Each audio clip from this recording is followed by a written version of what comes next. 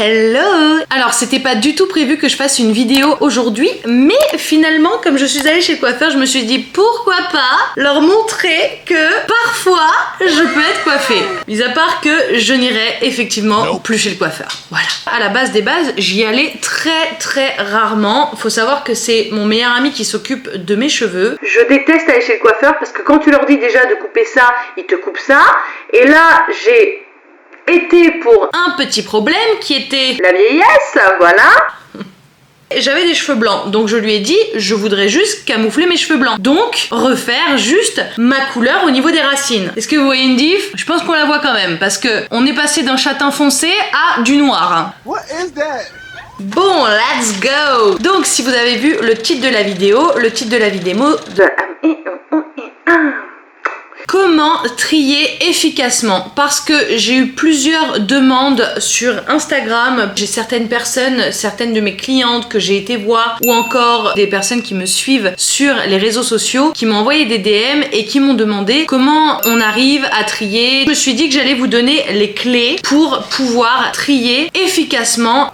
Mais tu veux pas trouver une place, mon chien? Tu sais pas où tu veux aller? Ah, tu voulais une papouille? Mais mon Didi que j'aime. Voilà, l'interlude est terminé. Oh, on dirait Jessica Rabbit comme ça. Et c'est vraiment, mes cheveux sont très foncés là. Noir, c'est noir. Oh là là, on va jamais la tourner la vidéo, c'est pas possible. A few moments later. Noir, c'est noir.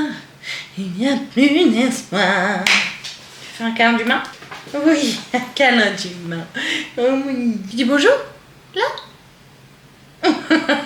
La meuf parle d'organisation, mais elle arrive pas à se concentrer plus de 10 secondes. C'est mal barré. Didi m'a jugé. Mais Didi, tu me juges? Tu peux ranger tes affaires, s'il te plaît? Tu as mis le bazar là. Didi, range ta chambre. Et le jouet, il est pas à sa place, le jouet. Bon, non mais stop, Jennifer, stop.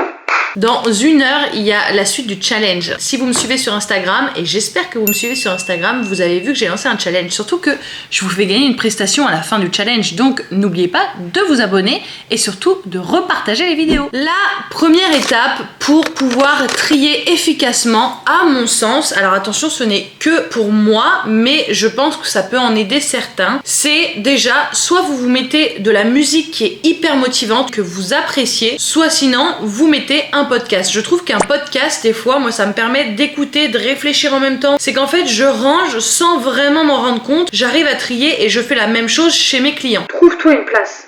On entend tes pattes. Cette tête. Je me suis créé des playlists sur Spotify, dont une spécifique pour le ménage et le rangement. Ça me donne envie de ranger. Alors attention par contre, parce que si vous êtes comme moi, c'est-à-dire que dès que vous entendez une musique qui est un petit peu entraînante, on se laisse vite emporter dans le flux du truc et du coup on commence à danser. Ça m'arrive assez régulièrement. Vous, si vous êtes seul chez vous, personne pour vous juger non plus, mettez la musique, chantez, dansez, éclatez-vous et en fait vous allez voir que même si le rangement peut-être au lieu de prendre 1 heure, il en prendra 2, mais vous aurez pris du kiff et en plus de ça, ce sera hyper satisfaisant à la finalité.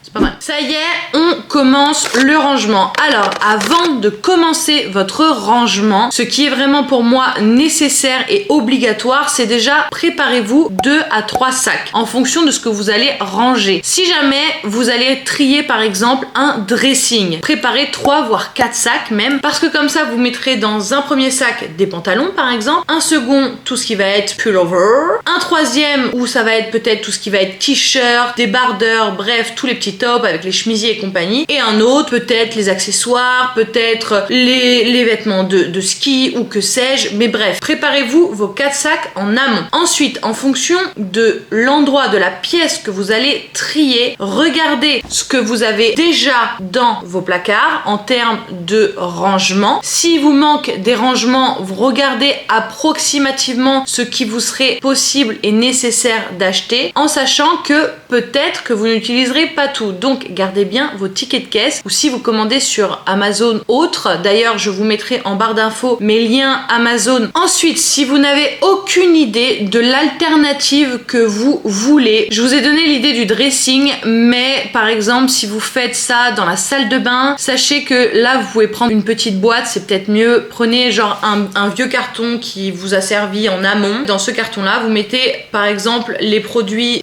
qui sont périmés. Et dans un autre carton, vous mettez par exemple les produits que vous voulez offrir ou donner. Et si jamais vous voulez vendre, et ben là vous prendrez un troisième carton. C'est préférable là par exemple pour la salle de bain de prendre tout ce qui va être carton parce que ça va être du dur, ça va éviter de casser les cosmétiques, la skincare, le make-up et tutti quanti.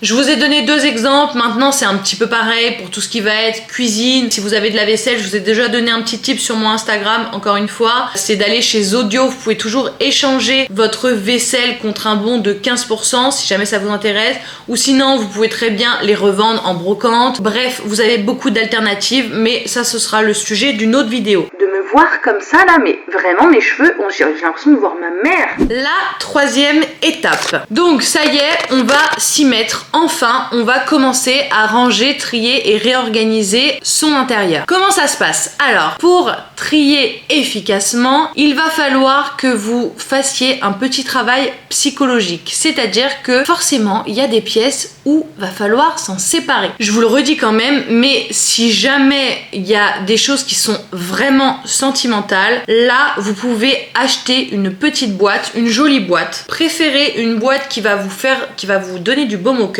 Peut-être que vous en avez déjà une au sein de votre intérieur, de votre petit chez vous, donc regardez avant. Mais si jamais vous voulez vraiment ne pas vous séparer de tout, je donne pas spécifiquement de dimension, mais je vous recommande quand même d'avoir une boîte qui va jamais être plus large que ça.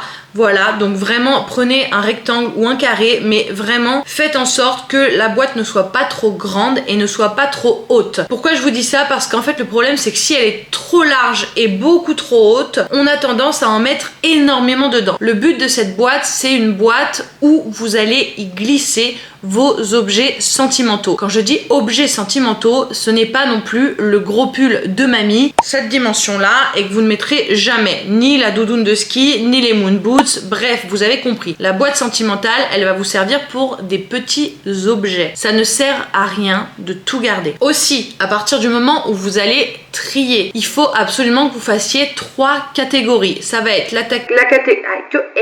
Il y a des gros problèmes d'élocution par ici, hein. Elle a des problèmes, la dame. Je n'arrive pas à rester concentrée aujourd'hui, c'est un enfer. Donc, les 3 catégories, ça va être vendre, donner et jeter. Ce que vous avez à jeter, vous le savez très bien. Ensuite, ce que vous allez donner, ne les gardez pas chez vous. Si jamais vous triez, que vous prenez cette décision de trier, donnez-les immédiatement. Ne laissez pas traîner les choses parce que le problème, c'est que sinon, ça va être des sacs que vous allez cumuler dans un coin de maison et que vous n'allez pas y repenser pendant un moment. Donc, si vous voulez donner, agissez immédiatement. En fait, une fois que c'est fait, c'est plus à faire et vous êtes débarrassé. Et si vous saviez la charge psychologique que ça va vous enlever, ça va être incroyable. Si jamais vous voulez vendre, là pour le coup, alors vous avez l'option Vinted, vous avez l'option vestiaire collective pour celles qui vont vendre par exemple des articles, des belles pièces. Pour Vinted, je vous ai fait une vidéo. Et sinon, j'ai trouvé une autre alternative. Alors ça s'appelle, je vous redonne le nom exact parce que j'ai très peur de me planter. J'ai découvert ça il y a très peu de temps, donc je vais faire le test. D'ailleurs, si jamais ça vous intéresse, laissez-le moi en commentaire, je vais voir si ça marche. Parce que personnellement, Vinted c'est cool, mais le problème c'est que j'ai pas toujours le temps. Donc là, j'ai trouvé une petite alternative qui s'appelle Sellpy. Alors je ne sais pas encore tout à fait comment ça marche, mais par contre, je pense qu'on peut vendre pas mal de fringues sans faire beaucoup d'efforts. Donc là, je viens d'essayer sur le site. En fait, ils vous proposent de commander des sacs dans lesquels vous allez mettre des vêtements et ensuite de leur renvoyer, et eux s'occupent et gèrent toute la partie vente en ligne. Donc ils s'occupent de faire les photos, de mettre en ligne. Alors évidemment par contre, ils prennent un pourcentage sur ces ventes-ci. Donc je pense que je vais pas le faire pour les vêtements de sport. Les vêtements de sport, je vais continuer de les vendre sur Vinted. Par contre, je vais le faire pour les vêtements de ville. Je vais tester, je vous redirai ça très vite. Si ça vous intéresse, je vous le redirai. Dites-le moi en commentaire et je vous ferai peut-être une petite vidéo. Ça m'intéresserait de savoir si ça vous intéresse en fait. Voilà. Là, je vous ai donné les 3 catégories quand vous allez trier. C'est hyper important parce que moi, ça vous évite de vous étaler partout. Et après, au moment où vous avez rangé la pièce, de voir que de l'autre côté, vous avez mis tous les articles que vous ne vouliez plus dans cette pièce-là. Et là, c'est une cacophonie pas possible. Il y en a dans tous les sens. Et là, on ne s'en sort pas. L'autre étape, alors ça c'est pas vraiment une étape, c'est plutôt un travail psy encore une fois, mais je tiens quand même à vous le dire. J'ai faim. J'ai vraiment faim là. J'ai pas assez mangé ce midi, je crois. Là, si jamais la phrase ne... Je peux pas être claire là, c'est pas possible. Allez, on se concentre. On va prendre l'exemple du dressing, mais c'est exactement pareil dans n'importe quelle pièce de la maison, cuisine, salle de bain, garage, peu importe quelle pièce, c'est exactement la même chose. Vous avez décidé de trier votre dressing, et là vous retombez sur une robe, mais vous l'aviez complètement oubliée. Si vous l'aviez oubliée, à mon avis, c'est qu'elle ne devait pas être portée, c'est qu'elle doit être sortie de votre dressing. Je vous dis ça parce que, alors avant ça m'arrivait même de laisser des étiquettes sur des robes, et entre temps, vous voyez, bah on prend du poids, on maigrit, donc du coup bah ça nous va plus. Rester un an dans le dressing, et ben finalement cette robe, elle a jamais été portée, j'ai fini par la vendre. Je n'avais plus l'intérêt de la voir en fait. Je l'avais acheté à un moment donné, je l'ai jamais portée, je l'ai oubliée. Si jamais vous prenez un article et que là vous vous dites, qu'est-ce que je fais? Je l'aime bien ce truc là, peut-être que je le mettrais, c'est joli quand même si je l'ai acheté. À partir du moment où vous réfléchissez beaucoup trop sur un article, c'est que celui-ci pareil, il doit sortir de chez vous. En fait à un moment donné, il faut pas réfléchir. Si il y a une pièce que vous aimez, que vous dites, ah non mais celle-ci je l'adore, c'est sûr que je la garde, là ok, vous êtes déterminé, vous le savez pertinemment. À partir du moment où vous prenez un article et que là vous vous dites, je sais pas, je l'aime bien, quand je l'ai acheté je la trouvais très belle, ça me va bien quand même, je le porte bien, machin. À partir du moment où vous posez des questions, c'est mort. On s'en débarrasse, on le sort de chez soi parce que ça n'a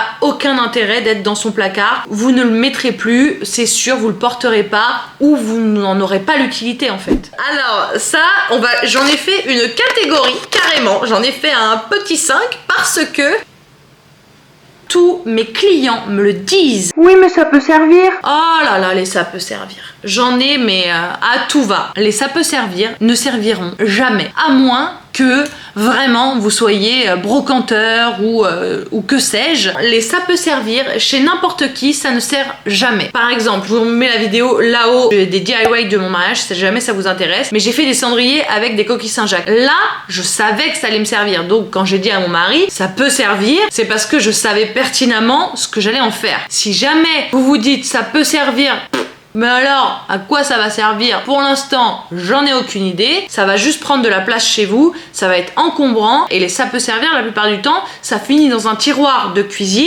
hein, et quand tu ouvres le tiroir de cuisine, il y a tout, mais vraiment c'est un enfer. Je pense que chez tous mes clients, j'ai vu ça, ce fameux tiroir de cuisine, j'appellerais ça un tiroir fourre-tout.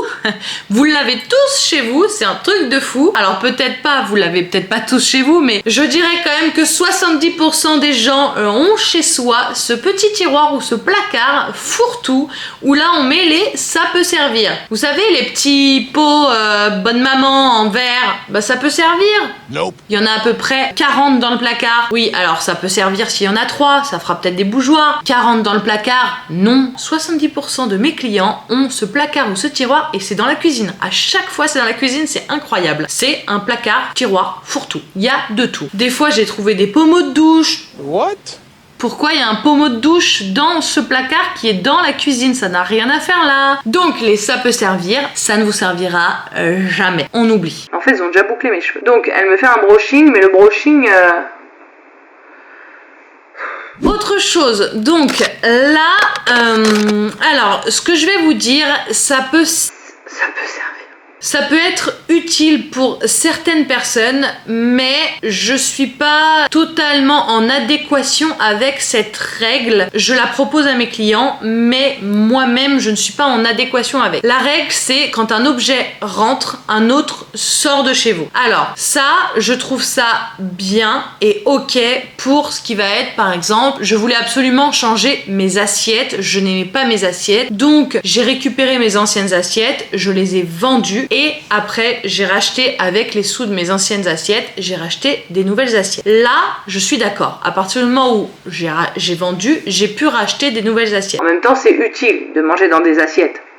Bon. Quand on dit un objet rentre et un objet sort, je suis pas tout à fait d'accord avec tout. Parce que quand tu vas aller t'acheter, je ne sais pas, une nouvelle robe, t'as peut-être pas envie de te débarrasser d'une autre robe qui est déjà dans ton placard. Donc oui et non. Mais pareil, enfin, je peux vous prendre l'exemple sinon du maquillage. En termes de skincare, j'attends de terminer toujours tout ce qui va être mes produits pour en racheter d'autres. Parce que sinon, surconsommation, tu connais. Par contre, c'est vrai qu'en termes de maquillage, avoir effectivement plusieurs couleurs, couleurs de rouge à lèvres, donc quand je vais en racheter un, j'ai peut-être pas envie de me débarrasser d'un autre rouge à lèvres que j'avais déjà chez moi. Cette règle, je la trouve bien pour certaines choses de la maison, mais pas pour tout. Il faut vraiment que vous arriviez à jauger le pour et le contre. Je voulais vous dire que cette règle fonctionne bien, mais attention, pas pour tout forcément. En fait, si j'étais très claire là. Oh là là là là, c'est une catastrophe cette vidéo. Hein. Ce tournage de vidéo, waouh. Bref. Je vous ai déjà parlé de la règle des 80% et des 20%. Les 80-20, ça veut dire que vous devez avoir 80% de vos placards utilisés et 20% d'espace libre. C'est hyper important parce que, comme je vous racontais tout à l'heure, si jamais vous achetez cette fameuse nouvelle robe, mais si vous n'avez pas du tout de place et que votre dressing est à 100% plein, la nouvelle robe ne rentrera pas dans ce dressing. Non, c'est sûr que non. Par contre, si vous avez vraiment cette règle, si vous l'atteignez et que vous avez 80% d'espace occupé et 20% d'espace libre, vous allez avoir vraiment de l'espace pour pouvoir remettre cette nouvelle robe. Mais attention de vraiment respecter cette règle parce que déjà, il faut que vos vêtements respirent, vos placards respirent et même en termes de fonctionnalité, si jamais vous avez vos placards qui sont pleins, c'est pas du tout pratique. Vous allez plonger dans le placard pour aller récupérer quelque chose. Donc, faut tout sortir pour juste récupérer un truc. C'est hyper chiant. C'est pour ça que je vous dis que la règle des 80 et 20% est hyper importante, peu importe le placard ou la pièce de la maison. Avant d'acheter des solutions de rangement, vraiment, il faut absolument que vous triez ou que vous ayez conscience de ce que vous avez déjà avant même d'acheter des solutions de rangement. Je vous donne plein de tips, plein d'astuces en termes de rangement, que ce soit sur Amazon ou chez Ikea ou chez B&M par exemple. C'est bien si vous avez conscience de ce que vous allez ranger dedans. Si vous ne savez pas ce que vous allez ranger dedans, n'achetez pas parce que si vous vous dites tiens, est-ce que je pourrais ranger quelque chose dedans, l'objet sera peut-être pas forcément utile. Donc faites bien attention de ne pas dépenser votre argent pour rien. Je ne veux vraiment pas vous pousser à la consommation. C'est vrai que moi j'utilise beaucoup d'objets de rangement, mais je vous le redis encore une fois, je les ai cumulés sur les années. J'ai pas tout acheté tout de suite. Enfin vraiment, quand vous regardez mes placards, c'est vrai qu'ils sont très bien rangés, mais par exemple pour ce qui va être le placard à chaussures qui est juste derrière moi, j'ai commencé à acheter peut-être 5 pièces pour les rangements chaussures hyper pratiques. J'en ai racheté 5 autres 6 mois plus tard et finalement quand mon homme a emménagé, j'en ai racheté encore d'autres pour re-ranger. Mais vraiment, ne vous ruinez pas dans ce genre de produit si jamais vous pouvez ranger autrement et différemment. Je vous fais plein de vidéos sur les sujets de rangement et il n'y a pas forcément besoin d'acheter des solutions de rangement. Donc faites bien attention à ça parce que je veux vraiment pas que vous vous ruiniez là-dedans aussi. Je le dis souvent à mes clients, il y en a certains qui voudraient des dressings un petit peu organisés comme le mien. Je les préviens avant, comme quoi la shopping list va être un petit peu lourde à la fin, donc faites bien attention à ça quoi. On a fait le tour? Si jamais vous êtes allé au bout de la vidéo, n'oubliez pas de me laisser un commentaire, un petit nœud, parce que ici on adore les nœuds. N'oubliez pas de vous abonner, ça mange pas de pain, c'est gratuit et en plus ça soutiendrait un petit peu la chaîne. Si la vidéo vous a plu, n'oubliez pas de mettre un petit pouce. Je vous retrouve très très vite pour de nouvelles aventures. Ouais, parce que je vais vous embarquer avec moi, ça va être plutôt sympa. N'oubliez pas de vous abonner pour ne rien rater de cette chaîne. Je vous fais des gros bisous et je vous dis à très vite. See ya!